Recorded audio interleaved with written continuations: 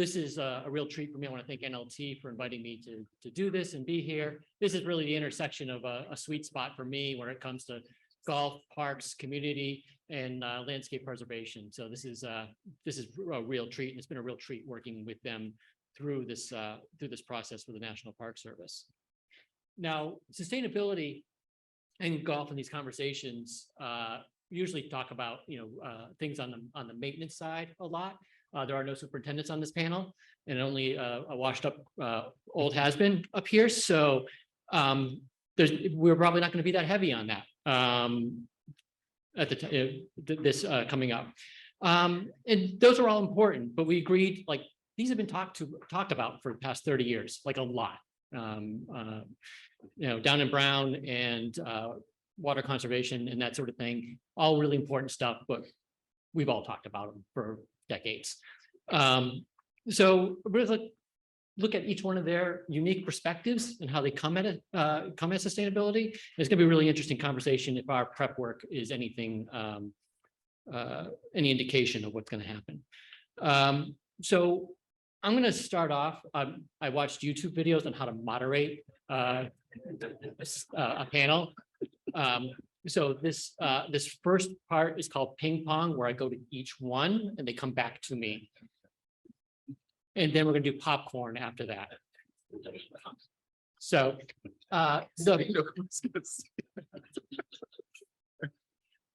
first I want to, and my question is going to be to them is like, from your perspectives, what does sustainability mean to you? So first on the list is Damian. Damian Cosby is the director of golf course operations for Cleveland Metroparks, 8 golf courses. In this position, he oversees clubhouse operations, golf programs, and course maintenance. Damian has over 2 decades of golf experience and is a Class A PGA professional. Most recently, he was in this neighborhood as chief of golf operations and park maintenance for Anne Arundel County in Maryland, where he oversaw 2 golf courses in 140 county parks. Damian, what does sustainability mean to you from your perspective? Yeah, thank you. Hello, everyone. I appreciate the time. Sustainability, from my point of view, is stewardship. Really, it's stewardship of our properties, of the facilities we manage. It's stewardship of the game. Is our game going to be around 20, 30, 40, 50 years from now? What seeds are we sowing today to make our game viable in the future? We were just talking briefly here earlier, and I wanted to kind of interject in the last panel. There was a question about, how do we growing the game and how do juniors get to play on Saturdays and Sunday mornings? And I just said to the group, I said, that's a really philosophical discussion you need to have within your group. And for me, that junior golfer is just as valuable as the 50-year-old CEO or whoever that plays on Saturday and Sunday morning. You, as an operator, just have to understand the value of having that junior golfer or senior golfer or disabled golfer on your golf course. And they are just as important as anybody else. And for me, that's a philosophical view that I take, that the Cleveland Metroparks takes. And, we don't have any barriers. You can walk on Saturday morning. You can be a junior and youth on course on Saturday mornings. So to me, in my mind, that's the stewardship to make sure our facilities in this game is around for way past when I'm long gone. Great, thank you. That's that's sustainable in its own way. The fact that you're looking so long term when you're talking about accessibility like that. Next, to talk about what sustainability means to her is Bri Kenny. She started as Troon Golf's first ever manager of environmental science in 2019, where she provides support for golf course maintenance teams of Troon Golf's portfolio of over 600 courses. She focuses her efforts in 3 major categories. The first is environmental and regulatory compliance, where she conducts audits and helps course managers understand the laws and regulations pertaining to their facilities. Second is the government relations. Here, Bri represents the golf industry and Troon properties in her work with local and federal government agencies to educate legislators and collaborate on best management practices. And third is outreach and education and habitat management. Her focus here is helping golf courses serve as multifunctional spaces for non-golfers and helps properties with habitat management projects. So she's got a bunch of perspectives coming at sustainability. Take it away, Bri. Yeah, so my background's definitely more on conservation, wildlife biology side. For me, sustainability, I usually tell people it's the same thing as long-term viability. The same way that I am, hopefully most of the people in the room, you want to live as long as you can, but you also want to be as healthy as long as you can. I say you just apply that same mindset to the industry. And when I was going through school and doing my master's, they kind of talk about balance. And so sustainability kind of gets lumped into these three main pillars. And they used to use the three-legged stool, but if you look at that tripod right there, that's actually perfect. I say it's more like the tripod. You're adjusting those legs for the purpose that you want and for the environment that you're in. So sometimes you're going to have one of those longer or have more focus on that one leg, but your overall goal is balance and getting your objective. Like if you want the camera pointed here, you're going to adjust those. So that's what those are the analogies I try to use for sustainability. I think from my former fields, we tended to focus on environmental, and we had to learn the hard way that you also have to think about economics. A lot of conservation projects have failed because we did not think about that. I think in the golf industry, the economic side is a little bit more intuitive, but I try to talk about having a balance between that economic. It's just not about the revenue, but also about these environmental projects. And I think I'm really happy to be in this space today because we get to talk a lot about the social side, which I think has been left out. Even me, I forget about it sometimes. And I think it's, I haven't heard much about it in the industry since I've been in it for about 6 years. So I'm really happy to be here and kind of focusing on that social side today. Thanks, Bri. As somebody who's had to explain sustainability and expand the definition like you just did using like the Venn diagram and making these bubbles bigger, that is a much better analogy, and I will take that with me. Literally, I'm going to take that tripod with me. But no, thank you for that. And finally, Christine Fraser, who is our architect on the panel. Christine Fraser grew up learning to play golf on her family's public golf course and later competed in NCAA Division I varsity golf circuit in Florida. Golf has always been a prominent feature in her life. In 2014, she completed her master's degree in landscape architecture and subsequently spent 5 years in England practicing golf course design under the world-renowned architect, Dr. Martin Hartree. Christine recently moved back to Canada and opened her own firm with a focus on fun, sustainable, and equitable golf design. So there's another perspective. Go, Christine. Hey, Mike, thanks. Yeah, so I have very selfish role in this conversation. I want golf to be around in 50 years, as we all do. And as an architect, if I have the opportunity to,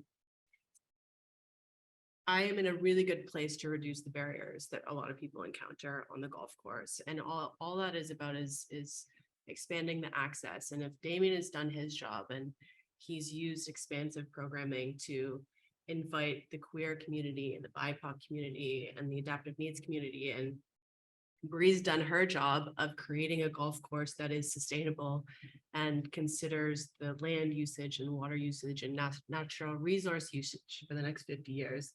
Then the last piece of that is the architecture piece, to make sure that when people come to the golf course, that they have a really fun time and they want to come back. And so using programming and using environmental sustainability allows architecture to really play an important role in people's experience on the golf course. So what I think about a lot is how people navigate the golf course, the experience they're having. And oftentimes that really is just considering how people play the golf course along the ground, the ground game. So sustainability to me is just making sure that the golf course plays accessibly, is not too difficult, and is just super fun. Has been told that the game is hard enough in a lot of instances. Most instances, it's actually hard enough. So now we're going to kind of the popcorn session where we have these buckets of questions, these topics that we kind of landed on over a couple of months of some conversations. And one of these things, the first question is looking at accessibility. And we've this conference, the symposium has touched a lot on accessibility in the past, well, now it's been a full day now, in the past full day. And I'm hoping from these perspectives, we can drill down a little bit further into accessibility. And each one of these folks has a really interesting take on accessibility. So I'm going to throw it out there, and I'll throw it out to Damian first to start it, but let the conversation go.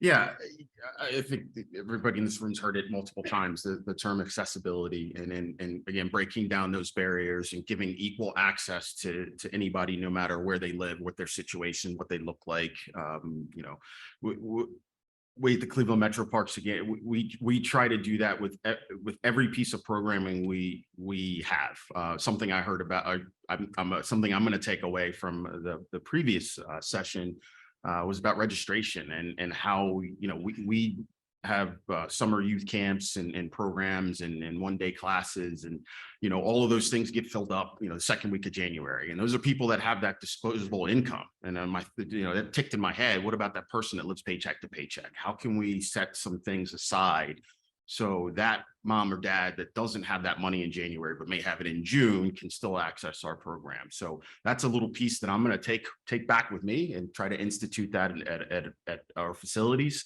But yeah, just breaking down all those barriers, you know, whether it's pricing, you know, I pretty much say yes to everything with stipulations.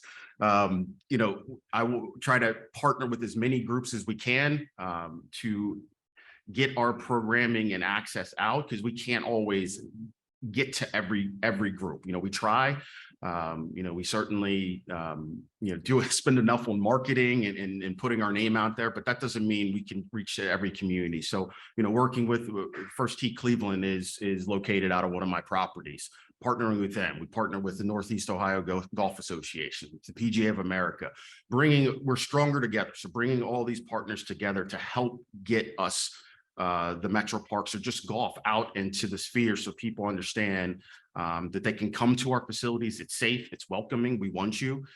Getting back to the earlier panel and you know, the hoodies, and you know, there's enough. We just said golf is hard enough. There's enough no's. Let's start talking about yeses. Yes, you can play music. Yes, you can do this. You know, in addition to that, we offer our facilities up to the non-golf folks. We have bridle trails on our golf courses. People can ride horses. I'm not a horse person, but great, come on out and partake. In the wintertime, if anybody ever spent a winter in Cleveland, it's cold, it snows. You know, we offer up our facilities for cross-country skiing.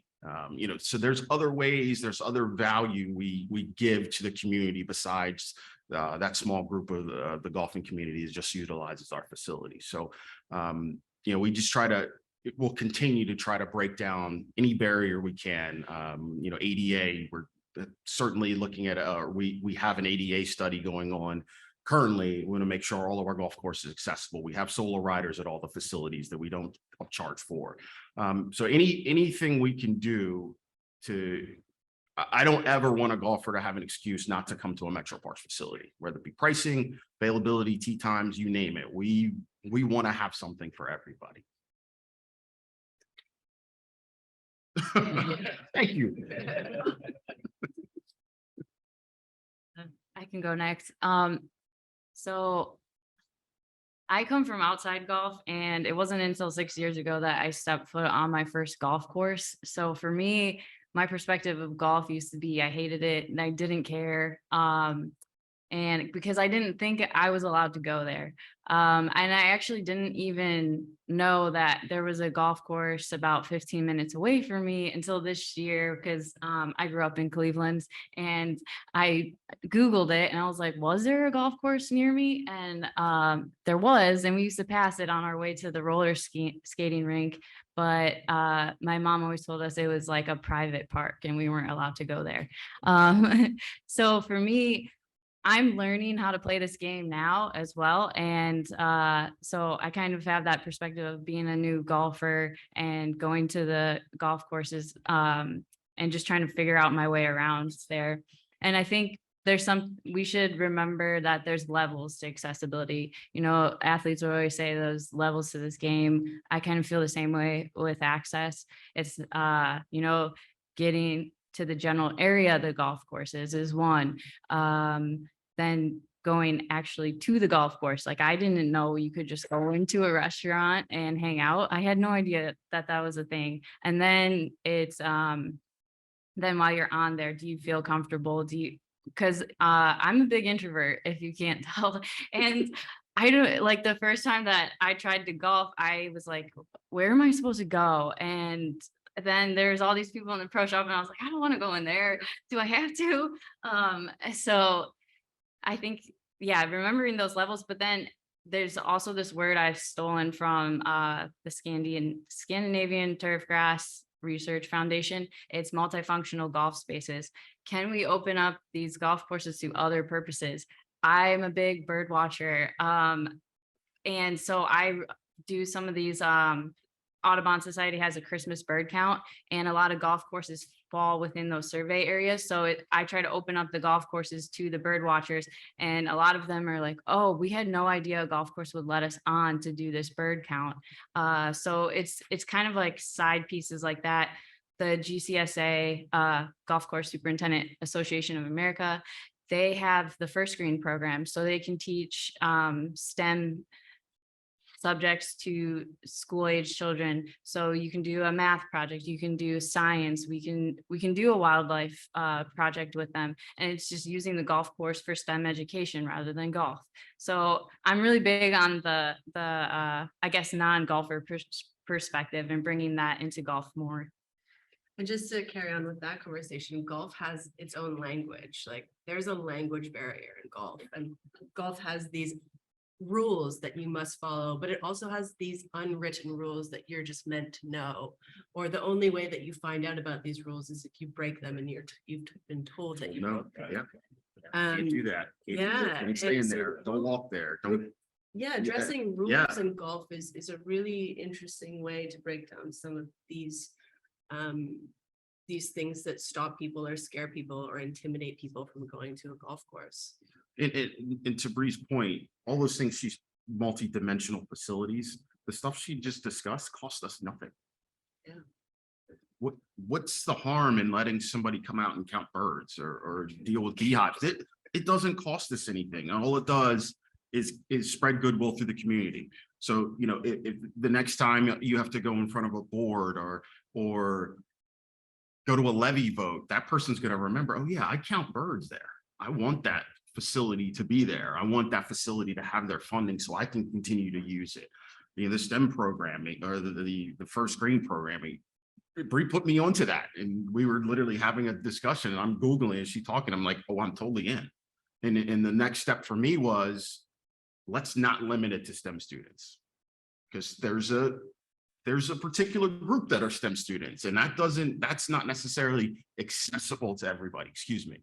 So, you know, my next conversation was with some golf course superintendents, and it's like, hey, yes, we want to do this, but I don't want to limit it to just STEM students. Anybody that's in the Cleveland Municipal School District should have access to this program. And it's something that, you know, somebody who walks outside and the first thing they see is concrete every day can come to a facility and see green grass.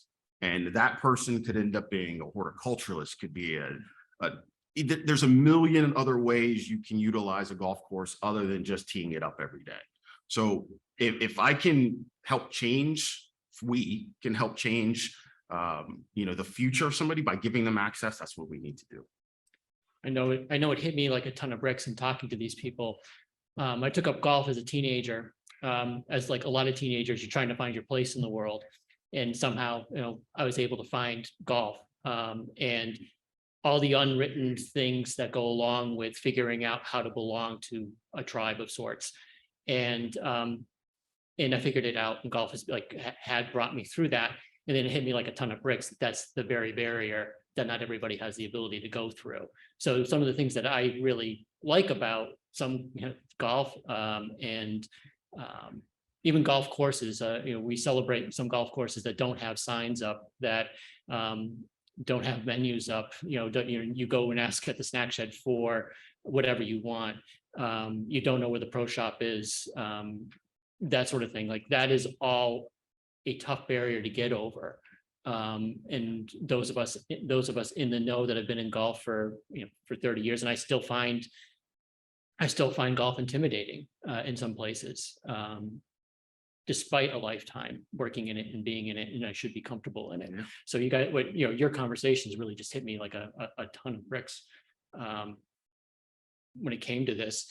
But I want to talk I'm gonna insert another little question, because both you guys, both Bri and Damian kind of touched on it, which I found was really interesting. Was both of you have talked about your access to green space and how that affected your life, the quest for that and how important that is. And I think we kind of undersell the impact that can have. So Bri, could you talk a little bit about your first access to open space being a zoo and how that affected your life? Yeah, so I did grow up in the concrete jungle. We didn't really have anywhere that I was allowed to go besides the ballpark. So I grew up playing baseball. And then my mom took us to the Cleveland Zoo a lot. And I remember seeing the animals there and being like, how do these exist in the world? Because isn't the rest of the world just look like where we live? And how is a tiger walking through the streets? So then it really opened up my eyes. And then another big thing, unfortunately, was TV. For me, it was Steve Irwin, Jack Corwin, the Kratt brothers, Zaboomafoo, these TV shows. They opened up my eyes, and I was like, so there is green space somewhere in the world, and maybe I'll be able to see it someday. And so for me, one of the best parts about golf courses is they tend to be tied to development. So they are in suburban, urban areas, which means kids like me could be able to get out there and kind of learn from the screen space if we give them access and we give them opportunities out there. So yeah, for me, I think utilizing golf courses as green space and opening them up for the community is huge, because I know what a difference I would have made in my life. And I know there's a lot of other kids like me out there right now. But you actually ended up becoming a zookeeper. Yes, I did. So I went to I went to Ohio State and fell into zookeeping. So yeah, it's crazy that my experiences at the zoo and watching TV were enough for me to say, this is something I want to do. So then luckily Ohio State has a connection to the Columbus Zoo. So I started interning there and working as a zookeeper. And there's a famous golf course in Columbus that I can't remember the name of. Yeah, there's a Um, tax place. yeah, I used to pass it all the time, and I was the only thing I knew about it was just gonna back up traffic sometimes. And I still can't remember the name of it. Yeah, that one. New York Village. So yeah, what was the question? Oh, no, I just wanted I just wanted to draw that line of how really unimaginative kids can be, when it comes to choosing their path in life. It's kind of what they're really exposed to. David, do you have anything? I remember you talking about looking and trying to get access to greenery. I don't recall that. No. So go ahead, keep coming on. Yeah, sorry. That's okay. But the kind of epiphany for me, my first job. So, I've been blessed. My parents did very well. I had a great childhood, so I did have access to green space. So I never had that restriction on me. But how it affected me in my golf profession, when I was a young assistant, we had a Boys and Girls Club come out to our facility. And I'm staying in there hosting the kids, and the majority young African-American kids got off this bus, and I will never forget the look on their face. Just their eyes just exploded. And I've never seen so much green in my life. And that to me kind of started these wheels in my mind. Us as golf course operators can affect so much, especially at the municipal level. We have more reach and extension than anybody in the golf industry. Yes, the USGA and the PGA Tour have the big banners. A private club operator, he has his 500 members. I've got all of Northeast Ohio that I can affect by giving kids access, and not just kids, adults. Adults, people with disabilities, anybody access to property. So that's kind of where that light went off in terms of green space. And again, it doesn't have to be a golf course. It could be a trail. One of the things that Metroparks does, which is, and somebody in their infinite wisdom came up with this idea, is all of our golf courses are located in what we call reservations, but they're just large parks, and they're passive parks. So there's trails, there's waterfalls, and all the golf courses, there's a trail system throughout all of these reservations. The golf courses are on the trails. So people that are biking stop at the golf courses to eat, to get a drink, to use the bathroom. People that are hiking stop at the golf courses. So again, when it comes time to, hey, I'm going to put a check mark next to Cleveland Metroparks funding. Oh yeah, I use that facility. No, I don't play golf, but I use that facility. Multifunctional facilities. And my dad actually, so he grew up really close to where Damian works now. They used to do cross country meets there. And for my dad, that was his escape, was running, and cross country really changed his life. And he told me that Shawnee Hills, that's where he had a lot of meets, and like that was what changed his life and kept him going through his, because he also didn't have much access to green space where he was living there. So that's another example. Outstanding. So our next little bucket to talk about is just a lightweight one. It's not very heavy at all. Environmental justice. And basically, I mean, we had to, like, it's one of those things that you kind of know when you say environmental justice, but we had to like drill down on it a little bit. And it is a social movement to address the unfair exposure of poor and marginalized communities to the harms associated with land uses. And so we played with that a little bit, and we thought, like, there's also that's a very negative connotation. Like, so let's look at it from a positive point of view when it comes to golf and golf properties. Access being positive, and not just the avoidance of negative uses. So I guess my question to the panel is, like, how can golf contribute to environmental justice? Yeah, I'll start off. Especially municipal golf, often in urban, suburban areas. There's one in Toronto, it's called Daytonia Park, and there's 300,000 people that live within a 10-minute walking distance of the golf course. And it's an 18-hole par 3. So you don't have to have a full set of clubs to go out and play 18 holes. And what the municipal courses in Toronto are really trying to do is start small. So start with a putting green, and then start with maybe it's a 6-hole par 3, so that people can progress through the game and learn, but still have access to these green spaces with simply just a putter. And that's taking out the financial barrier of having to buy a full set of golf clubs right away. So starting small and using architecture like they did at Chaska, which is so cool. Of creating these facilities that are not 18-hole full golf courses, and creating the same environment where you could have the same experience and be challenged and try different shots, but on a small scale. Yeah. With reduced land use, with reduced input, water use, and really allow people without a lot of cost input from the player to just get onto that green space and play, have like a little putting competition. From a design standpoint, or do you see clients asking for more of that? Yeah, it's so much retrofitting golf courses right now that really want to expand the lifeline of a golfer, the lifetime of golfer. So if we can get people to start playing earlier and play into their later years longer, then that's like an easy revenue sell for golf courses. And so to start earlier, we're starting with putting greens, chipping areas, practice facilities. So that's really popular. And on the other end of that, we're looking at forward tee programs or creating a more equitable playing experience, so that as you start to age out of golf, you all of a sudden you have a new forward set of tees. The bunkers are a little bit more accessible to get in and out of. The slopes are maybe slightly broader and less intense, so that you all of a sudden you can be playing golf for another 5 years. And that's really the goal in a lot of these cases, is just allow people to have this access to the green space for longer.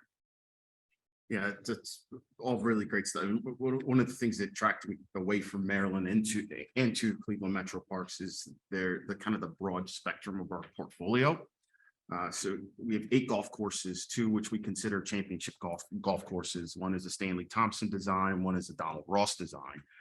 But on the other end, we have 3 9-hole facilities that are easy to get onto. So a person that's never played before, they can walk onto one of our 9-hole golf courses, feel no intimidation. It's welcoming, it's fun. A lot of times we don't even hand out scorecards. Just go have fun, go play. Don't worry about any rules. We try to make sure they maintain pace of play. So that can be one challenge. But other than that, it's an easy way to dip your toe in the water. And one of our kind of marketing taglines is we have a course for everybody. And we do. We have a course for that beginner. Small. We have our Washington facility is a par 3 golf course.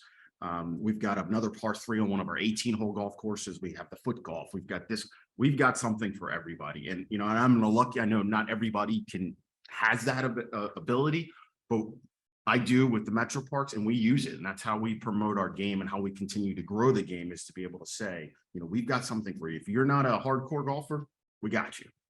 If you want to challenge yourself and play tournament golf, we got you. If you want to play with your family and friends, we got you. So we really, truly do have something for everybody. So it's a blessing to be part of the organization. I got a question for you, Damian, that I Yep. didn't let you know was coming. Okay. Tim Krebs, I saw him do that. So I was like, all right, I can do it too. But one of the things that was brought up earlier this morning, before a lot of people were here, was no, it was during the first tee program, it wasn't that early. Was looking at how few people were local for the first tee program at Langston, how few people were that local. And so is that something you sense with outreach programs at Cleveland Metroparks, and how do you overcome that? Or have you overcome that? Right? I don't know if you'll ever overcome it. It's hard for me to speak to First Tee because I'm not obviously part of their organization, but in terms of our programming, most of our folks are local. They're within that Cuyahoga County footprint. All of 7 of our 8 golf courses are located in Cuyahoga County, and that's where Cleveland Metroparks is. So the majority of our customer base, I'd probably say at least 80% come from that area. Is it difficult to grow that base and reach folks? I wouldn't say it's difficult. Northeast Ohio has a lot of golf facilities. There are a lot of golf courses, so we're all targeting the same customer base. I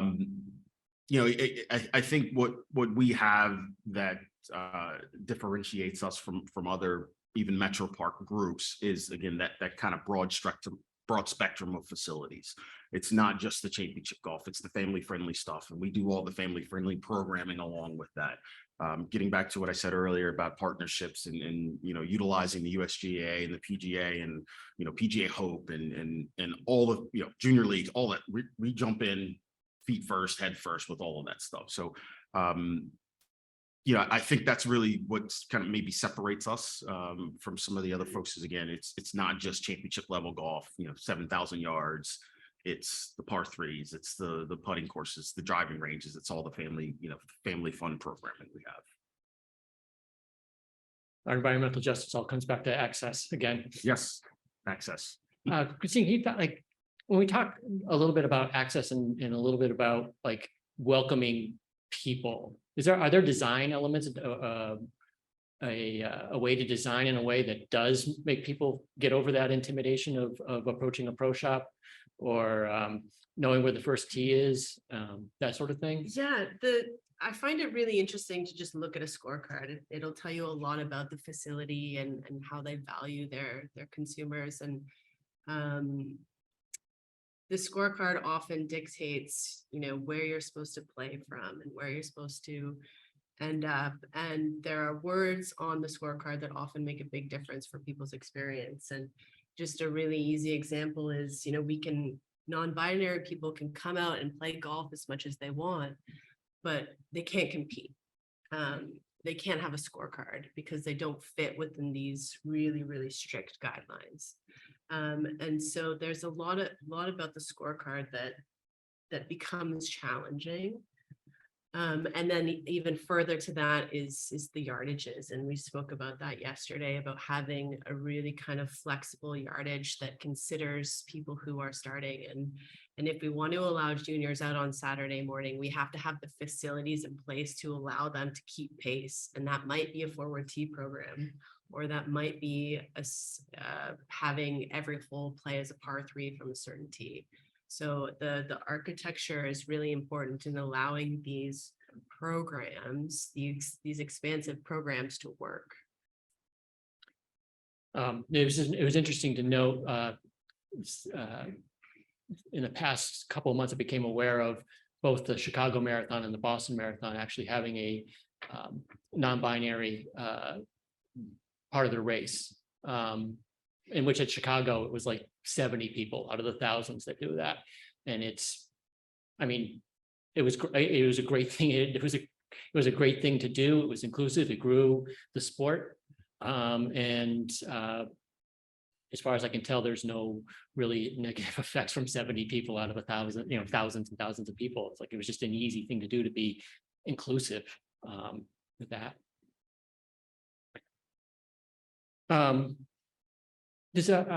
Bri, I want to bring back kind of the environmental justice thing. So, and part of that could be access through some of your work with the First Green and other programs. Can you speak a little bit about how you think that those things go together? Access and environmental justice. Yeah, so I guess a shout out to the EPA Smart Sector. If you guys aren't familiar with that, the EPA kind of has this separate branch from the regulatory side. Smart Sector, they Region 3, I believe, is DC. They have a environmental justice assessment, I think it's called, and that gives, they can kind of what's the word, measure, Quantify. Yeah, quantify like your score, so you can find out how to improve throughout that. And they're using it at the NLT courses. I like numbers, so I think that's a really nice thing to just be able to have to track things. And the accessibility comes up a lot on that one. Sorry, what did you want me to say again? What was the question? I was just trying to have you tie. I think it was really great to bring up the EPA Smart Sector and what they're trying to do. And how that affects your work. I think that's a really worthy thing. Yeah, so I will say on that too, I think like hitting on that piece, that a lot of times when I hear environmental justice, it's talking about the bad issues. And for me, Michigan comes up pretty easily because of Flint and the lead in the water. There's a really good book out there called What the Eyes Don't See, kind of explaining how that doctor found out about that. And that's kind of where the focus tends to go. But I think we should really put an emphasis on how can we be at this positive end and pushing that. And this access piece is a big part of that. Well, without access, these things are in precarious positions.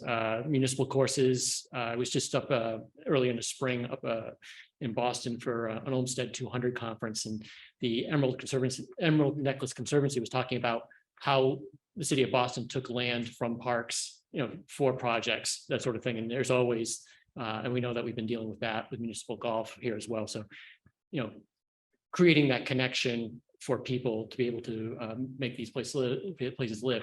And this is like, also part of the National Park Service too, is like, without a connection to the land, they don't matter.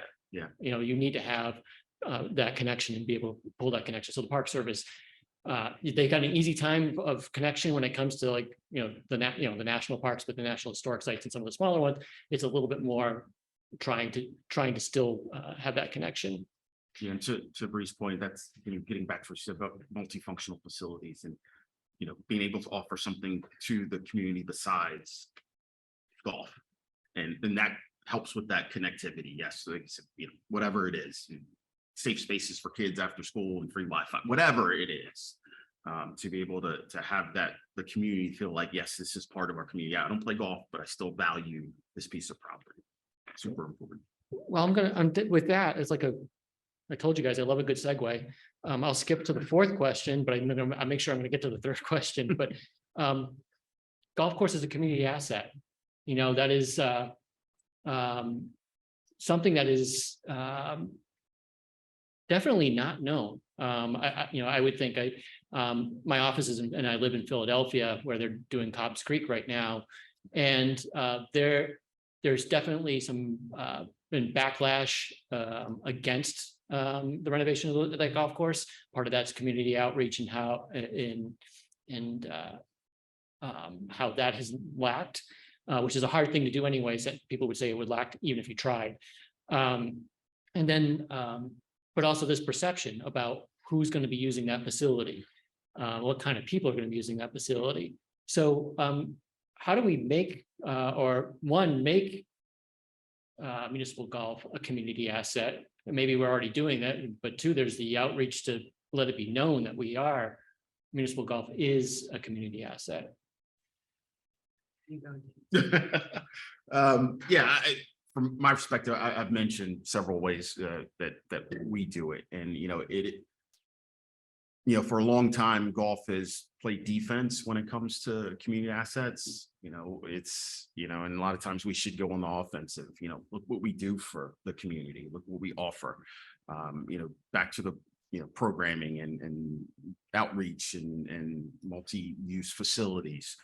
So I think if we can flip that narrative a little bit, and brag a little bit, brag about what we do, and we can kind of go back to some of the age-old stuff. Water's cleaner when it leaves the golf course than enters. We can all, but a lot of people don't know that. A lot of people still don't realize that, and they don't realize that it's kind of like what Bri said earlier. I didn't know I could go to that facility. I thought it was just a private, and it could have been, but it maybe couldn't have been. So bragging about what we do and how we're good for the community. If we want to get into the financials and talk about tax dollars we bring in and those sort of, but yes, go on the offensive a little bit and puff our chest out. What we do is good for our communities. It's good for the environment. It's good. It can be good for the bottom line as well. So I think we could do a little better bragging about ourselves. Yeah, I think, and we talked about this, but golf hasn't always been nice to people like me, like us, and creating this environment where it truly is welcoming and considerate of non-traditional golfers cannot be overrated. And how we do that is why we're having this conversation. And as an architect, I don't know how to design a golf hole for a queer person, but I can get curious about it. I could ask about it, and they can tell me that the scorecard impacts their experience, and we can make changes. Or I could ask about a woman's experience on a golf course, and they could say, you don't have any restrooms on the golf course. That impacts my experience. So it's about getting curious, creating safe and vulnerable spaces for people to come exactly as they are and express themselves through music, through fashion, through language, whatever it may be. So creating a welcoming environment is really, really important to make sure that people have a vested interest and stake so that municipal golf can stay a community asset. Yeah.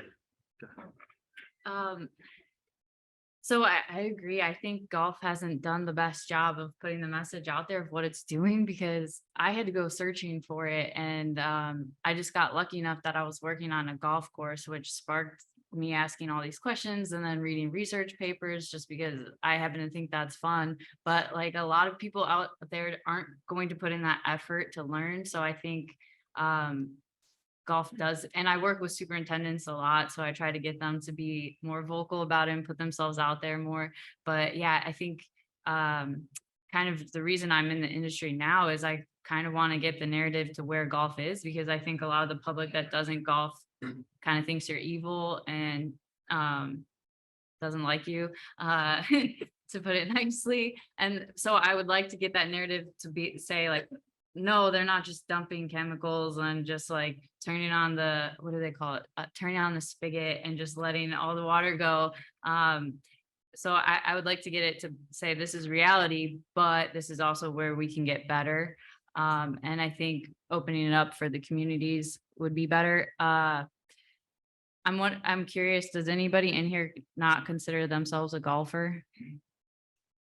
So neither do I. And I think, but I feel a part of the golf industry as an industry worker. And I think there's a lot of others out there, especially employees of the industry, that don't really consider them golfers or tied to the sport, but they feel part of the industry. And I think that's a big segment that gets forgotten. And I think it would be great if everyone did golf, and maybe I will get into it at some point. These alternative program, foot golf sounds fun because I played soccer. So I was like, I should try that.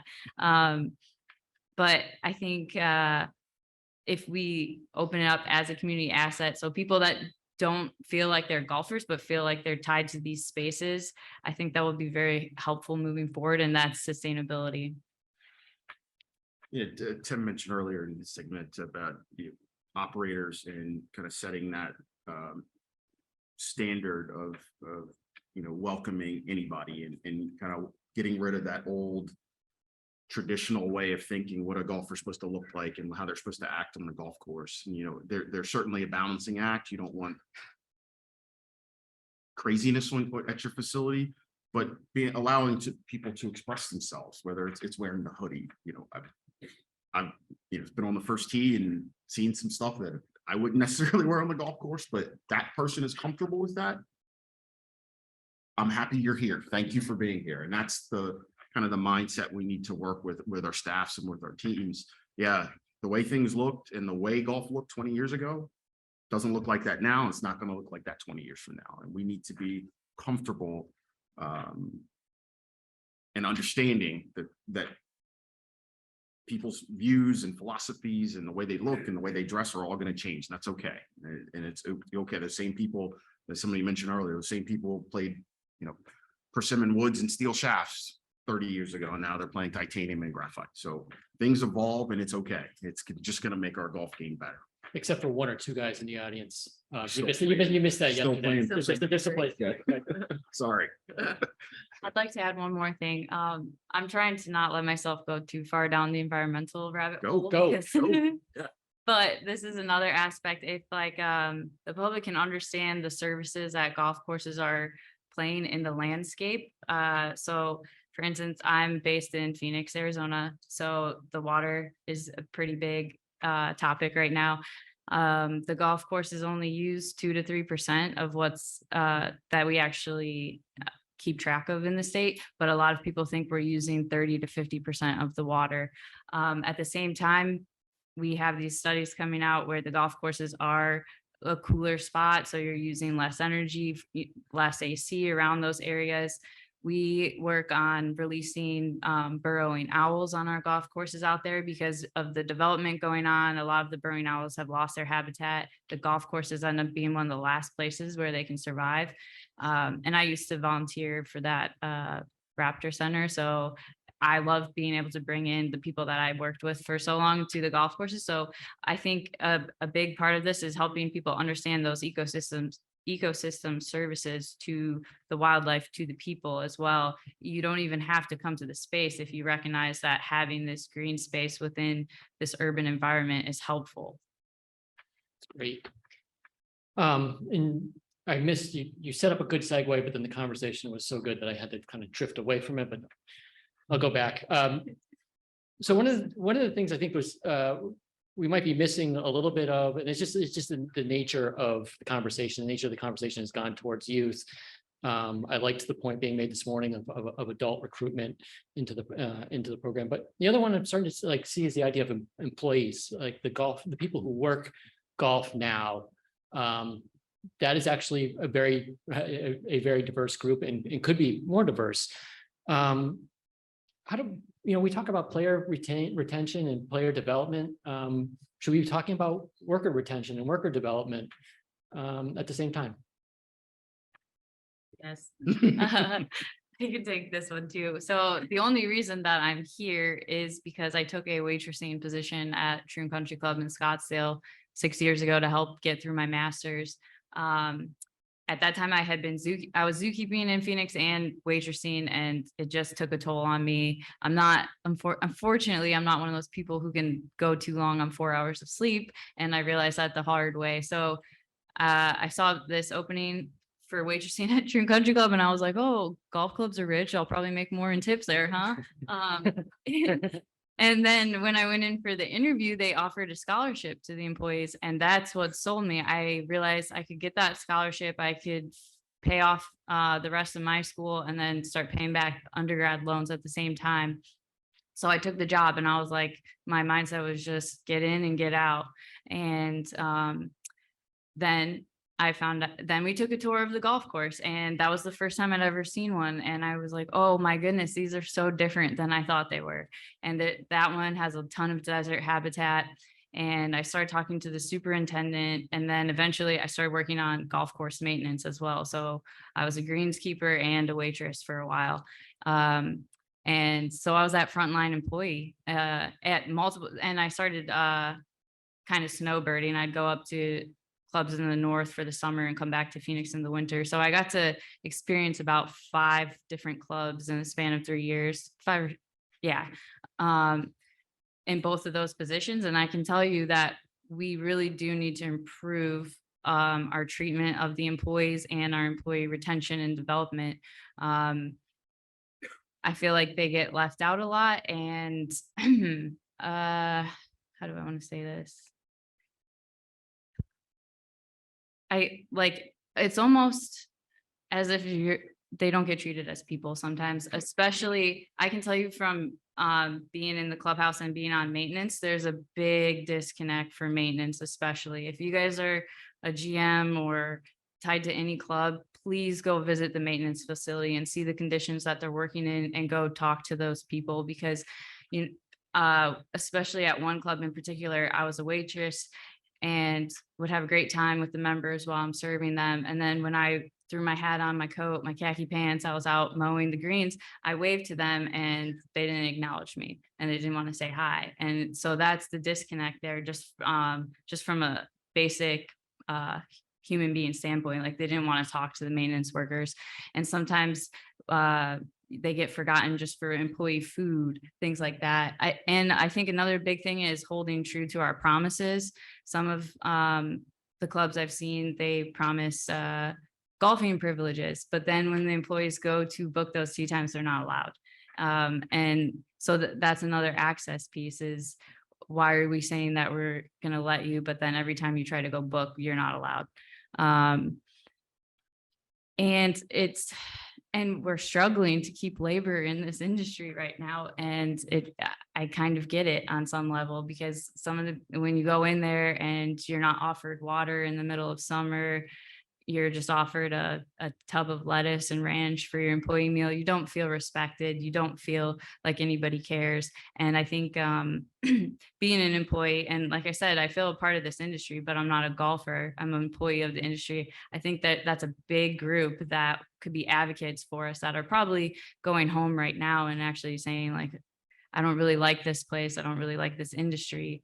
And I would like us to just think about developing them and giving them those opportunities, like that scholarship. Those members started that scholarship in honor of an employee who died. And I think if more clubs put those together for their employees, that'd be really helpful, because that made a huge difference on my life. And I guess I should say that scholarship goes to all the full-time employees and their dependents. So some of the people that work there are putting their kids through school on those scholarships, or their spouses are going through school. And I think that was great that they opened it up to that as well.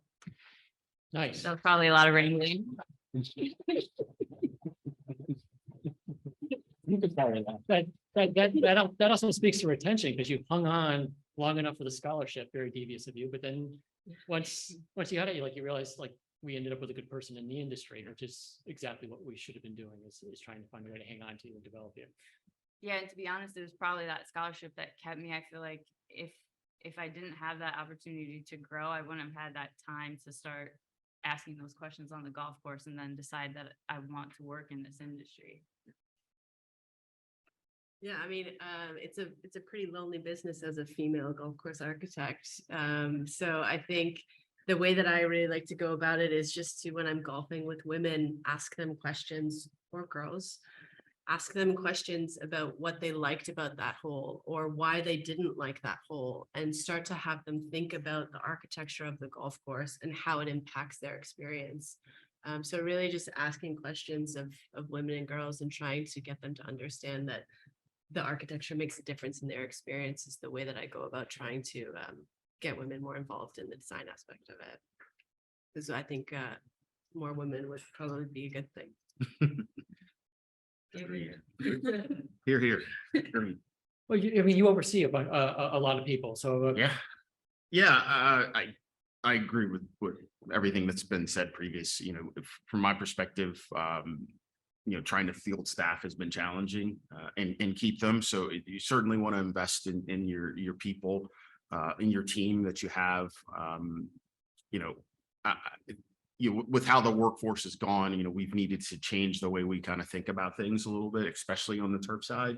Can you mow roughs in the afternoon or in the evening or on Sundays? Just trying to evolve, with people and their particular needs and requests when it comes to, I only want to work this day, that day, and another day. So just trying to be flexible enough, still being able to produce a fantastic product, but being flexible enough to allow us to keep and maintain a staff and to Bri's point, take care of the people that take care of you. Try to do your best for your employees. You can't always do everything they ask, but at least if you're honest and upfront with them and engaging and try to meet them halfway with some of these things, that could potentially go a long way. And Troon's got a great employee now because of that investment in their team. So Yeah, I think there's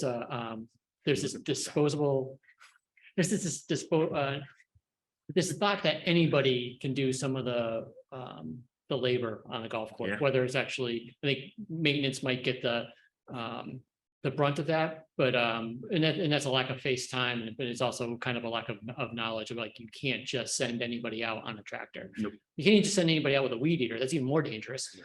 So that's a hard thing to actually overcome, and hopefully that this tight labor market helps people in power at these clubs realize that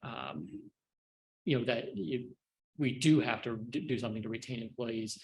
But that's one of the hardest things I had to overcome, was the idea of, like, oh, anybody can do that job. yeah, And it's true. not- Superintendents are artisans. I mean, if you think about it, they're dealing with a product that's growing constantly, and be able to balance that playability with expectations with, hey, I want to put a tee time out at 5:45 in the morning. There's not enough money in the world to make me want to become a superintendent.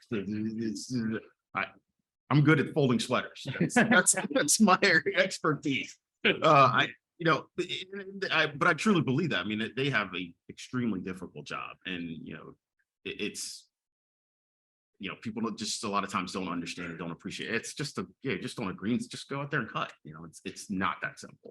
And that being said, I think, superintendents have made a lot of progress over my career. I think that the staffs have lagged behind as far as appreciation of what staffs can do. And that's where most of our diversity in maintenance lies, and could be future leaders of in golf.